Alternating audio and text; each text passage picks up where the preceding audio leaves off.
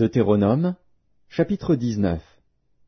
Lorsque l'Éternel, ton Dieu, aura exterminé les nations dont l'Éternel, ton Dieu, te donne le pays, lorsque tu les auras chassées et que tu habiteras dans leurs villes et dans leurs maisons, tu sépareras 3 villes au milieu du pays dont l'Éternel, ton Dieu, te donne la possession.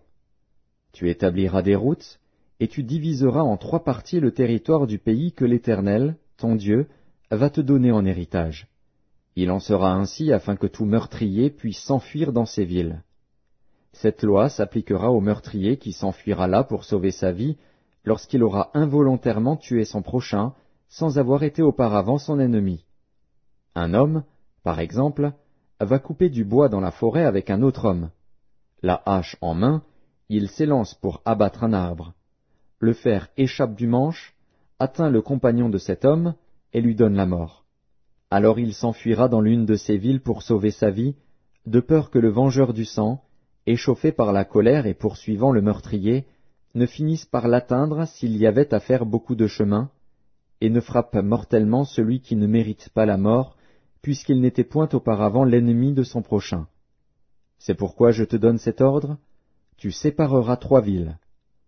Lorsque l'Éternel, ton Dieu, aura élargi tes frontières, comme il l'a juré à tes pères, et qu'il t'aura donné tout le pays qu'il a promis à tes pères de te donner, pourvu que tu observes et mettes en pratique tous ces commandements que je te prescris aujourd'hui, en sorte que tu aimes l'Éternel, ton Dieu, et que tu marches toujours dans ses voies, tu ajouteras encore 3 villes à ces 3-là, afin que le sang innocent ne soit pas répandu au milieu du pays que l'Éternel, ton Dieu, te donne pour héritage, et que tu ne sois pas coupable de meurtre.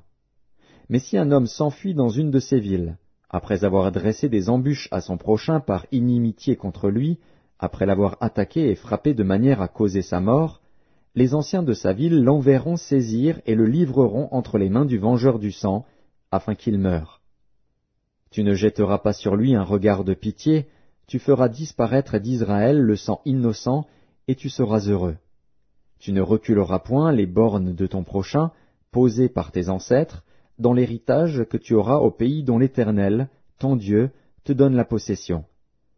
Un seul témoin ne suffira pas contre un homme pour constater un crime ou un péché, quel qu'il soit. Un fait ne pourra s'établir que sur la déposition de 2 ou de 3 témoins.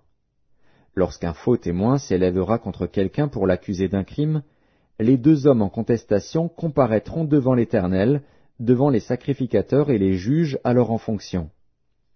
Les juges feront avec soin des recherches. Le témoin est-il un faux témoin? A-t-il fait contre son frère une fausse déposition? Alors vous le traiterez comme il avait dessein de traiter son frère. Tu ôteras ainsi le mal du milieu de toi.